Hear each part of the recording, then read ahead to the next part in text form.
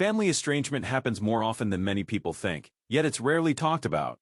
It can start with a single explosive argument or a slow buildup of tensions over years. Once the break happens, it often leaves people feeling ashamed, lonely, and unsure of how to fix things.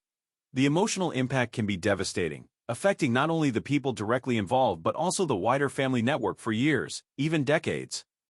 Estrangement usually doesn't happen for no reason. There are common pathways that lead to it, such as unresolved childhood trauma, divorce splitting family loyalties, in-law tensions, money disputes, unmet expectations, and major differences in personal values.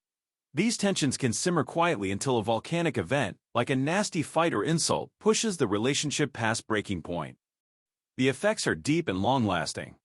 Humans are wired to connect to family, so losing those bonds can trigger grief, depression, and feelings of rejection.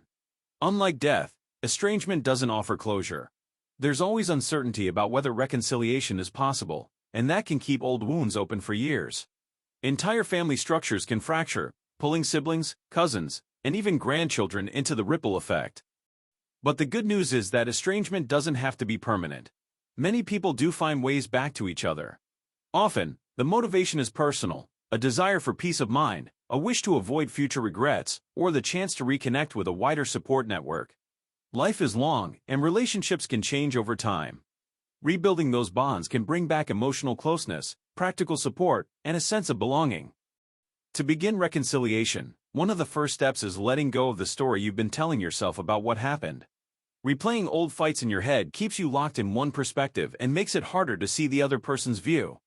By accepting your own role in the conflict and understanding the deeper causes, you can open the door to moving forward. Reconciliation also means letting go of the need for everyone to agree on the past. People can remember the same events in very different ways, and waiting for them to validate your version can keep you stuck forever.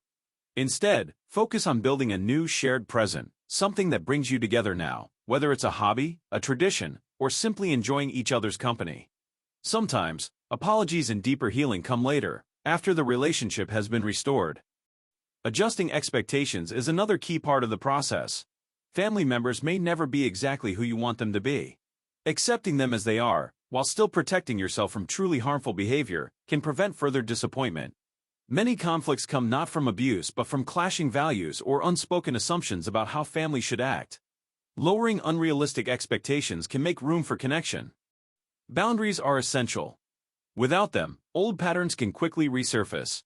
Setting clear limits, such as refusing to tolerate verbal abuse, helps create a safe environment for the relationship to grow again. Sticking to these boundaries, even when tested, builds trust and respect on both sides. The decision to reconcile is deeply personal. Sometimes it happens in a sudden lightbulb moment. Other times, it's a slow realization over months or years. Before reaching out, it's important to think about what kind of relationship you hope to have and what you'll do if the other person isn't ready. Making a plan, whether it's writing a letter or arranging a simple meeting, can help you take that first step with clarity and purpose. Ultimately, reconciliation is about balancing courage with self-protection. It requires honesty, patience, and sometimes a willingness to accept a relationship that looks different from the one you once hoped for. Even if the attempt doesn't succeed, you can gain peace of mind knowing you tried. And if it does succeed, the reward is not just the return of a family member, but the restoration of a part of yourself.